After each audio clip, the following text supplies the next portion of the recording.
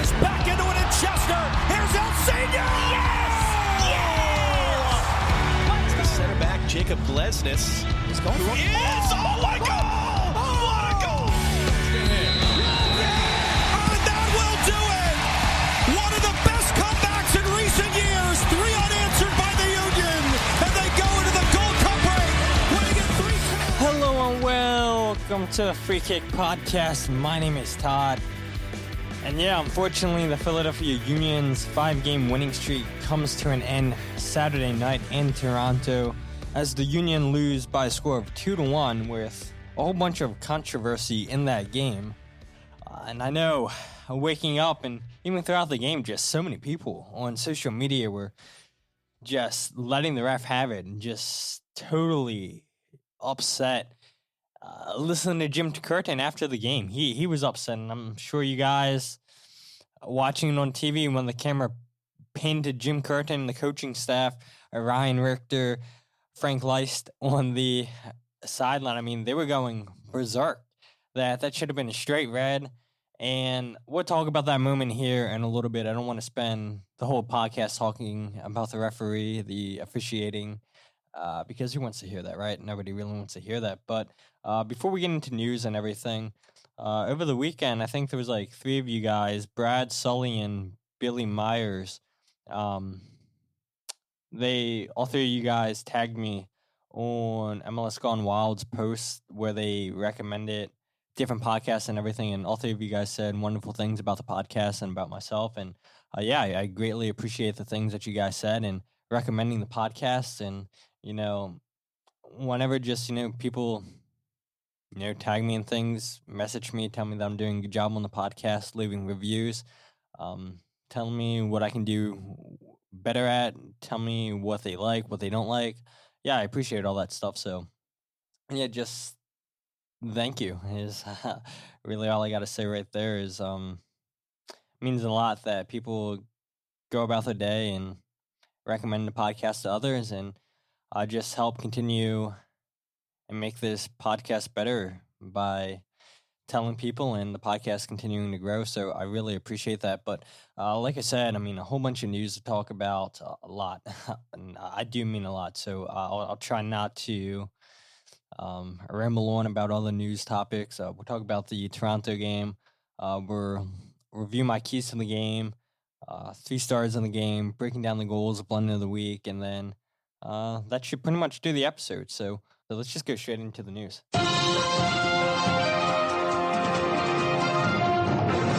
So starting off, the San Jose Earthquakes and head coach Mathias Almeyda are set to part ways per sources according to Tom Burgert. Ownership and coaching staff working towards an agreement to move on. Since 2019, Almeyda has been the head coach with the San Jose Earthquakes, going 33 wins, 25 draws, 45 losses, only making the playoffs once in 2020. Almeyda was a highly sought-out coach in Liga MX, and it was a surprise that San Jose were able to lure him away from the league after so many teams in the league wanted him, higher caliber teams in Liga MX wanted him. And ever since Almeyda has taken over at San Jose, there's always been rumblings that, he's going to leave the club now, and then nothing ever happens, and then the rumors start again that, he's unhappy, he wants to leave. And I don't know if you guys saw this on social media, but the first game of the season, Almeyda and a fan were getting into it in the stands. And then yesterday's game between San Jose and Nashville at halftime, I believe it was, Almeyda and a fan were getting into it. I guess the catwalk, the bridge over to go into the locker room, whatever. Him and the supporter were just arguing back and forth, and Almeyda, I think, was going back to the locker room. I'm not really sure. I've never seen that stadium before, so I'm not really sure how the layout is in that stadium, but it was definitely at halftime and everything. And I don't know. I mean, 2 times this season, him and a supporter get into an argument. I believe the first time he got into an argument was because fans were saying something to his wife, so he was sticking up for his wife. So I get that. But yeah, I mean, it's not been a great tenure with San Jose and Mathias Almeyda. I know there's rumors that he could go back to Liga MX. I saw rumors this morning that are linking him to the Chilean national team. But regardless, San Jose and Mathias finally going to end this relationship. And, when I had on Ted Ramey a month or so ago, the San Jose play-by-play commentator on the radio for the Earthquakes, we talked about him working under Bielsa, the ex-Leeds United coach, coming from that coaching tree. It took a lot of his same ideas. And, throughout Almeyda's tenure, we saw a whole bunch of different formations, a whole bunch of different personnel, and nobody could really figure out, okay, well, game by game, what formation were San Jose going to run, because he was that unpredictable as a coach, which, is a good thing for San Jose. Well, at least it should be, because, it makes it that much harder for teams to prepare for you. But, he was constantly playing players out of position, and you saw the results. The team wasn't getting the best chemistry because players were playing in unnatural positions. And yeah, San Jose finally said enough's enough. And, I do kind of feel for him, because he was promised a whole bunch of spending by the San Jose Earthquakes front office, and that wasn't really the case. And I know San Jose brought in a whole bunch of players this season. They made a bunch of trades, and it just didn't really work out. I don't think a lot of those players really fit Almeyda's system. And at the end of the day, this is probably what's best for him and San Jose, and we'll see if San Jose can get a new hire in as soon as possible and try to fight their way into a playoff spot in the remainder of the 2022 MLS season. But moving on to Atlanta United, Gonzalo Pineda said Brad Guzan suffered a Achilles injury versus Cincinnati. And I watched a little bit of this game before the Union took on Toronto, and this happened in the 72nd minute, non-contact injury. Brad Guzan was just moving. The ball was in Cincinnati's half, and as soon as Brad Guzan goes to plant his right foot, his Achilles gave out. And I don't know if his foot got stuck in the turf or what happened, but this is back-to-back weeks now that Atlanta United has lost a goalkeeper. They do have Bobby Shuttleworth, so I guess he'll be the number one goalkeeper. I know I saw reports out there saying that Ethan Horvaths could potentially come on loan from Nottingham Forest. I don't know how true those rumors are, but, at least they do have an experienced MLS goalkeeper in Bobby Shuttleworth. But, again, losing back-to-back goalkeepers to Achilles injuries, you lose Ozzy Alonso to an ACL injury. You had a whole bunch of hamstring injuries that I talked about. You had Emerson Hyman last year tear his ACL. You had Joseph Martinez tear his ACL. I mean, I talked about it last episode. I mean, when do you start blaming the coaching staff? When do you start blaming the turf? And I think this is more in line of blaming the medical staff. Like, why aren't they getting these players totally fit? Why do they keep having muscular injuries? I don't know. And I don't expect anything to happen in that department until the end of the season, because that would be wild to see Atlanta United fire the whole medical staff during the season. So I don't think that's going to happen. But yeah, it's a major concern down there in Atlanta to see multiple players week in, week out just have major injuries. And that's a huge blow for their back line, their captain, their leader. And after the game, the Atlanta United players that were speaking to the media, they were just totally defeated. To lose Ozzy Alonso a couple weeks ago, a veteran in that locker room, his first season with Atlanta, now losing their captain, Brad Guzan, for probably the rest of the season. I mean, how do you come back from that? I'm not sure, but we'll see what happens down in Atlanta, which they drew Saturday night against Cincinnati 0-0. And speaking of Atlanta United, there's reports that they have serious interest in winger/striker Matthew Hoppe. Apparently, other MLS teams are in the mix. Unlikely that his club would want to sell in the middle of a relegation battle in La Liga, if at all. So we'll see what happens with Matthew Hoppe, who set the world on fire with Schalke, left to go to La Liga, and really, hasn't had a chance to shine in La Liga. If he wants to be in contention for that roster in Qatar for the World Cup, then yeah, loan might do him well if he can get consistent game time. But yeah, I don't know. I mean, Atlanta United going for him, I'm not really sure if that's going to be a deal that happens. Maybe other MLS teams, I feel like, would make a lot more sense than Atlanta United. But I guess with Jason Martinez out for 6 to 8 weeks, Dom Dwyer isn't the Dom Dwyer he was when he was with Sporting Kansas City or Orlando City. So I guess they definitely are a team that needs a striker, but yeah, I just don't see that one happening. But let's move on. Fenerbahce have officially acquired on loan Uruguay international winger Diego Rossi from LAFC on a permanent transfer. The club announced a $6 million fee, $5.5 million euros.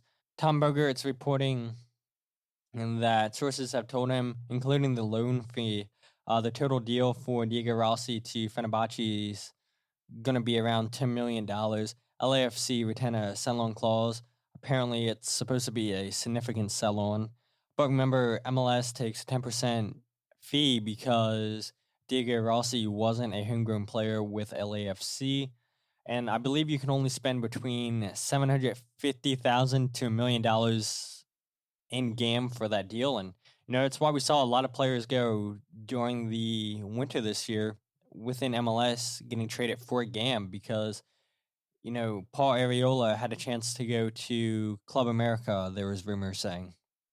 And Club America were offering more money than FC Dallas were offering to DC United. But, DC United could spend more of that GAM than they would have got if they would have sold him to Club America. Same with the Philadelphia Union selling or trading Kasper Schmeichel to Chicago Fire. There were rumors out there that there was interest from Europe for Kasper, but at the end of the day, you wanted to go to Chicago. Chicago wanted him, and the Union valued the GAM that they would have got for that deal compared to the GAM they would have got for trading Kasper overseas to Europe. So Fenerbahce, they make the deal permanent. Diego Rossi, we all know, won the Golden Boot in 2020. Was a really exciting player for LAFC, but for LAFC fans, they probably feel like they could have got a lot more money for Diego, but at the end of the day, LAFC finally got the deal done. And the last bit of news I want to talk about is FC Cincinnati have signed former Nigerian international Obinna Nwobodo from Turkish side Göztepe. Obinna is going to be joining FC Cincinnati as a designated player. During his time in Turkey, he ranked first in the Turkish Super League in tackles, 121, ball recoveries, 432, and pressures, 772. I mean, this is a real ball winner in the midfield and something that FC Cincinnati's been lacking for the last couple of years, really. And, Chris Albright saw what Jose Martinez did for the Philadelphia Union. And, could this potentially be another Jose Martinez signing? It could be. He's only 25 years old. He signs a 3-year deal with FC Cincinnati through 2024 with an option for the 2025 season. And, anytime you sign a former international player, now be it only a U20 international, to see a player that was the best and a whole bunch of defensive stats in the Turkish Super League, yeah, it's a physical league, and it'll be interesting to see how he translates to MLS. And we all know, I've said it multiple times on this podcast, during the season when players come, it takes them usually a full year to get used to the league as a whole, the physicality, the play style. So for FC Cincinnati fans, I mean, they'll be over the moon with this signing because, like I said, I mean, not having Harris play as a number 6 now, where he has all the defensive responsibilities, that's a huge win for Cincinnati, where they bring in a ball winner, a guy that's going to do the pressing that they need in that system that Pat Noonan's playing. So, good signing, looks like, on paper for FC Cincinnati. And yeah, that's everything I want to talk about in regards to the news, but let's go ahead and talk about Toronto FC versus the Philadelphia Union. As we all know, like I said, that one ended 2-1 to Toronto. A lot of discussions about this game is going to be about the officiating. And yeah, Nelson should have been sent off for his stud flying challenge on Kai Wagner. You also had the goal taken away from Kai as well, and the Union were called for Julian Kranza interfering with the goalkeeper. That call, I'm 50-50 on, because Petrasio looked like he blocked Bono's view, but I get why they called it, because as soon as Julian Kranza moves, 9 out of 10 times they're probably going to call it for interfering, because Julian knew if the ball would have hit him, then he would have been called for offsides. But I don't want to spend this whole episode talking about the officiating for this whole episode, because you guys did that all on social media, and we'll get to the rest of the game here in a minute. But I do want to play Jim Curtin's thoughts on the officiating, and then we'll talk about the rest of the game. So this is what Jim Curtin had to say after the game about the officials. The tackle on Kai is something that everybody sees, whether you're a Toronto fan, a Union fan, or anyone that knows anything about soccer. You can't go into a challenge like that, and it's a straight red card. We'll probably have a situation where you'll have a guy be allowed to play in the game, but he'll get multiple games suspension afterwards. So I think it's the reason we have VAR. Shouldn't have taken too long. It wasn't like there was a quick restart or anything like that, so plenty of time to look at it. We didn't get word or footage of it until a little bit later, and it was still time enough for us to realize it's as clear as day, a straight red. Yeah, and I'm not even sure how they didn't even go and look at the monitor. The referee just let the game play on, and yeah,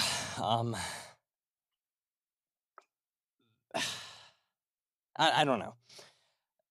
Like Jim said, those challenges are the reason why you have VAR. Because when you miss those calls on the field, then you go to VAR. And the referee just didn't even go to VAR. And so that's a little bit disappointing, in my opinion, where it's clear as day. Nelson, during the week's going to be suspended for multiple games, we all know. And Bob Bradley was smart for substituting him off at halftime, because he knows one more challenge and he would have been sent off. And he knows how lucky the player was, and it's unfortunate that Toronto were able to finish this game with 11 men on the field. And, there's another moment in this game where the referee missed yet again another call, and it's during Toronto's first goal. Go back and watch the build-up play on the challenge that Mavinga makes on Kranza. He elbows him in the back of the head. And we'll talk about that moment here when we talk about the goal breakdowns. But in my opinion, that goal shouldn't have stood at all. And the referee doesn't even pay attention to the challenge by Mavinga. Goal stands. There was no question that they were going to look at this by VAR. Just, I'll be honest too, I missed this during the game until I went back and rewatched the game to do my notes for this episode, and I was like, oh, that's a clear as day elbow in the back of the head on Kranza, and the referees give the goal anyway. And like I said, we'll talk about that in our goal breakdown. But, I thought the Union started this game pretty well. They were excellent, actually. Good tempo to the game. The Union had 3 shots in the first 10 minutes of this game, both coming off corner kicks. Jack Elliott gets by Michael Bradley. He has a free run to the ball, which he hits over the bar with his right-footed shot. Bedoya had a header that was blocked, and then the ball falls back to him, and he hits it with his right foot. Bono makes a save and keeps Toronto in this game. And really, those 2-3 chances that the Union had in the first 10 minutes, the Union should have been up 1-0. I mean, they couldn't have started the game any better than how they started the game. And I believe they ended the game with 10 corner kicks, 10 set pieces. and not to get a goal, I don't know how concerning that isn't for you guys, but I asked Jim Curtin, how frustrating is it that you guys had 10 corner kicks in this game and you couldn't put the ball in the back of the net? Yeah, a lot of little scrambles, a lot of clear headers, free headers. Need to do a better job maybe heading the ball down towards the goal line, because then at least you're given an opportunity for others to maybe get a deflection where anything can happen. I think too many times our corners, which we created a lot, like you said, the first header doesn't really give the next guy a chance. It's not directed at goal. It goes over, and then it lets Toronto breathe and get a break. So certainly something we can do better for sure. But overall, all of us coaches, players can certainly improve. We'll take this first loss hard for sure, but we have to regroup quickly and turn things around. And look, we've talked about it in past episodes where the Union have scored a ton of set pieces. They've defended and saved a lot of set pieces ever since Frank Leiss took over as a set piece coach. It is disappointing that they had 10 chances. They should have put one of those chances away on one of the corners they had. Unfortunately, they weren't able to, and it is what it is. I don't think it's anything to be concerned about, but a lot of you guys still seem to be concerned about the Union not possessing the ball, the Union having bad passing stats. So I don't know, maybe for some of you guys out there, maybe it's a huge concern that the Union didn't score in a set piece, but I'm not too concerned by it. The one thing I am not concerned about, because we've seen when the Union play bad defensively, they turn around in the next couple games, but multiple stabs by the defenders and midfielders on the 2 goals that Toronto scored, that's just totally uncharacteristic of this team. But the good thing is, like I said, we've seen when the Union have a bad game defensively, they tend to turn things around in the next couple of games. And I guess, I would rather them have the errors out of the way now in that game against Toronto than in the congested fixtures we have in May when we are on the road for most of the month. So we want the players to get all the errors out of the system right now so they can put a good run together throughout the month of May and solidify our spot in first place in the East and just throughout MLS. So hopefully, they got that all out of their system. They have a good performance against Montreal and, like I said, just throughout the month of May. But you look at the positives in this game, and you can look at the XG battle and see that the Union just absolutely dominated that with 2.15 compared to Toronto's 0.39. And what that tells me is we created a lot of chances. They just couldn't put the ball in the back of the net. Bono comes out with 4 big saves in this game, and he's the reason why Toronto won all 3 points, in my opinion. And yeah, you guys will say, oh, now the referee's the reason why Toronto won all 3 points. But I think a point was probably deserving for both teams on the night. And it's like, other than those 2 goals from Toronto, they didn't create any chances that were really concerning. The defense kept Pozuelo and Jimenez in check for majority of the second half. Just, like I said, just 2 uncharacteristic mistakes from the defense cost the Union on the night. Mikel Ua had multiple chances, which is good to see him getting used to his teammates, getting used to the league, getting used to the way that we play. You just know once he scores his first goal, then it'll be a lot easier for him to finish his chances. But, I think this week or last week, there was a debate on social media about XG and how some people, overanalyze XG, how it's not as telling as a stat as some people make it out to be. And Jim Curtin was asked about that after the game, that exact stat that I brought up, the 2.15 compared to Toronto's 0.39.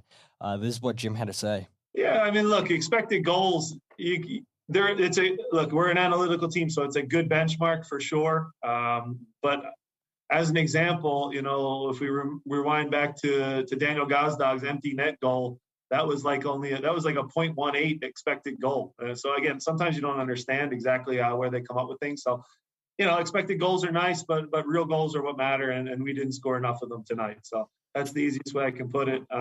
Again, don't take that the wrong way, and all the data people get upset at me. But yeah, I mean, we created some chances. We certainly had some good looks at their goalkeeper. They made some plays in the box. It wasn't our night. We weren't our sharpest offensively or defensively. Still probably deserved a point out, at least out of the game. But yeah, I mean, the expected goals is always a good benchmark for how things go. But your eyes tend to tell you the truth. And we could have finished some plays off tonight, certainly. Yeah, and at the end of the day, real goals matter. XG stats, they don't tell the whole story of the match.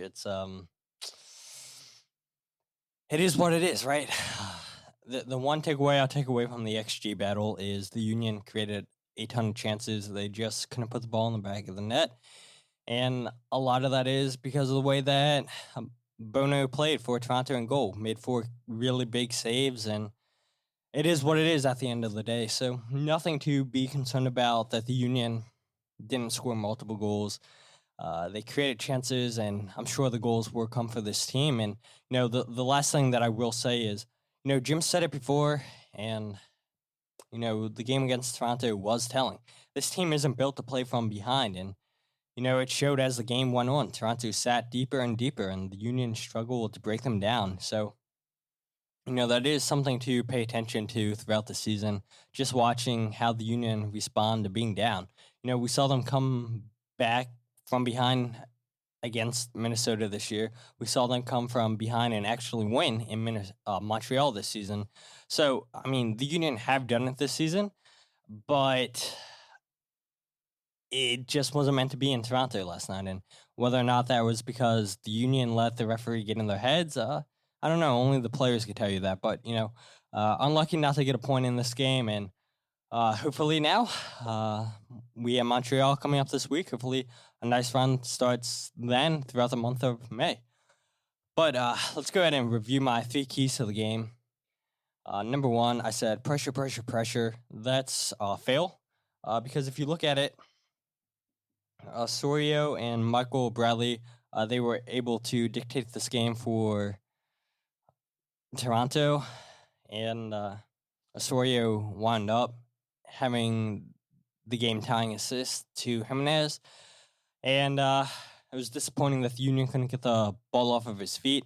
Number 2, I said get bodies into the 18 often. That's a pass because the Union had 13 shots inside the 18, just can only connect on one of those shots. And then number 3, I said you got to take on the wingers in 1v1 situations.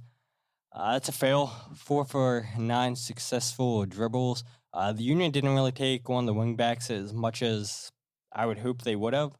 They played a lot of long balls, which the Union tend to do, but looking at a lot of inexperience out there for Toronto with the 2 wingbacks, definitely want to see the Union test them a little bit more, and that wasn't the case Saturday night, but I'm going to go ahead and skip my 3 stars to the game, giving stats and everything, because I don't know if you guys can tell, a little bit congested because of the pollen, and I can feel myself starting to lose my voice. So we'll skip 3 stars of the game for the Union. We'll go ahead and break down the goals. So starting with the first goal that the Union scored through Julian Kranza. This comes from a long ball for Kai Wagner to Mikael Ua, who runs past his mark, dribbles the ball past him into the 18-yard box, cuts the ball back to Daniel Gazdag, plays it a little bit behind him. Daniel Gazdag does well to get the ball to Mikael Ua, who plays a fantastic cross into Julian Kranza. But, I really want to give Mikael huge credit here because, he played a ball behind to Daniel Gazdag, should have played that a little bit more in front of him. But he could have continued with his run once he passed the ball to Daniel Gazdag, but instead he stayed in line and he didn't go off sides. And to read that play as well as he did, I think that's great, positive takeaways you can take from this game is that Mikael Ua is really starting to build good chemistry with Daniel Gazdag. Daniel Gazdag starting to build good chemistry with him. And Julian Kranza and Mikael, that was back-to-back games now that we saw that striker pairing, and they looked good. And, I know Julian only had 1 shot in this game, and, he was clinical because all he needed was 1 shot, 1 goal. And Mikael had 3 shots in this game and couldn't get a goal, but you can tell it's coming. He's getting more and more comfortable with his teammates. He's getting more and more used to this formation. And I just really like the way that even though Mikel played the ball a little bit behind Junior Gazak, he was able to hold his run, stay at one side, and then able to cross the ball to Julian Kranza. And give Julian Kranza credit, too, for staying one side there, where I know there was a little bit concern that Julian was potentially offsides, but Mavinga looked to have kept him one side, and he was able to get the goal. Looking at Toronto's first goal with Jesus Jimenez, this is a little bit disappointing because it comes from Kai Wagner clearance up the field. Daniel Gazag is the flick on to Julian Kranza, so the ball bounces. Julian goes up for the header, but this is the player I was talking about where Mavinga is going up for the header as well. He wins the header, but as soon as he comes down, he elbows Julian Kranza in the back of the head. The ref should have stopped the play right there. He's looking directly at the play and doesn't do anything. Kranza goes straight to the ground holding his head, and once that happens, Osorio plays the ball out left. Jose Martinez is too late to close down Pozuelo. Pozuelo is able to, cut a little bit, then dribble, play the ball again out wide left, where it was supposed to be Almeyda closing the wingback down. He's too slow to close him down. The ball gets returned to Alejandro Pozuelo, who then has three Union players looking at him: Daniel Gazdag, Jose Martinez, Almeyda. Pozuelo's just going to see, okay, look, I just got the ball from the left. I'm going to go ahead and pass the ball out left because I had Jose Martinez, Almeyda, and Daniel Gazdag. All three of those guys commit to me. Now there's two players on the left-hand side that Nate Harrell has to be aware of. And so Nate's aware of that. He closes down the guy on the far side. Almeyda does good to get back in position to close down the ball and eventually forces a turnover by Toronto, which Jose Martinez gets the ball. And as soon as Jose gets the ball, he mishits the pass to Daniel Gazdag. And Toronto is able to just collect this ball, pass it to Osorio. Osorio has a whole bunch of space to run into. Jose Martinez misses a tackle. Jacob Lesnes misses a tackle.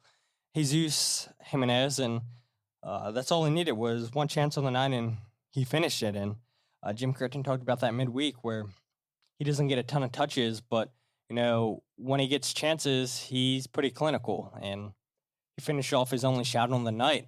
And then you look at the second goal that Toronto scored on the night. It comes from a throw-in. The Union don't close down Osorio. Osorio is able to play the ball to Michael Bradley. So they're going from left to right. Michael Bradley finds wide open Pozuelo. Pozuelo go ahead and passes the ball all the way to the right. And Pozuelo finds Kerr wide open on the right. Easy cut in past Kai Wagner, who got beat 3 times on the night on the dribble. And Kerr's just going to go ahead and take this ball, close it to the 18. Finds Alejandro Pozuelo unmarked yet again. Jose Martinez is okay. He's aware. He's containing, making sure he doesn't get a shot. Daniel Gazag's right on his back. Liam Flock's aware of this situation. So you have 3 guys going to the ball. Jack Elliott's watching this play develop because he has Jose Martinez right in front of him. But Daniel Gazdag, Jose Martinez, they all stab at the ball. They all miss it completely. And because of that, Pozuelo is able to get the ball right onto his left foot, take a couple touches, and then Mikhail Ua misses a challenge. So you had 3 guys miss a play on this. Jack Elliott's caught flat-footed, isn't able to make a challenge, and Pozuelo is just able to go ahead and finish off this play and put Toronto up 2-1. So, multiple players stabbed on the first goal, multiple players stabbed on the second goal, and like I said, just totally uncharacteristic from the Union, and hopefully, they have that all out of their system, and nothing to be too concerned about, but, it is what it is, and hopefully the Union come out a lot better against Montreal, which I expect them to come out a lot better. Let's go ahead and talk about Blunder of the Week. I was over the weekend out fishing, and I had 3 people all text me at the same time, and they said, "Oh, this was a huge blunder. Zach Steffen had a huge blunder in this game. Sadio Mane is able to just get a tap in, takes the ball right off of Zach Steffen's foot. I have no clue what Zach Steffen's doing. He doesn't even look up, see Sadio Mane coming in as easy as you like from Sadio Mane. I mean, this is back-to-back years. Zach Steffen's made a blunder in the FA Cup for Manchester City. And it is disappointing to give Zach Steffen blunder of the week, as he's a former Merlin Turpin. Played for the Union at one point, their academy, and it's disappointing, you know, the whole situation that he's in at Manchester City, where he only plays in cup games and doesn't play in too many games other than that, and we've seen him make mistakes before, and I don't know, I just don't like the situation that Zach Steffen's in at Manchester City, and just completely lost his head there to put Liverpool up. I believe it was 2-0 at that point. So Zach Steffen gets blunder of the week this week, and that's back-to-back goalkeepers now that have earned blunder of the week. So yeah, that's pretty much it. Yeah, I'm absolutely struggling getting through this episode, and yeah, hopefully as the week goes on, I just don't want to talk too much more. So sorry about that, and I told you guys last episode, remember this Thursday at 7 p.m., I'll be live on Twitter Spaces to talk Philadelphia Union versus Montreal Impact.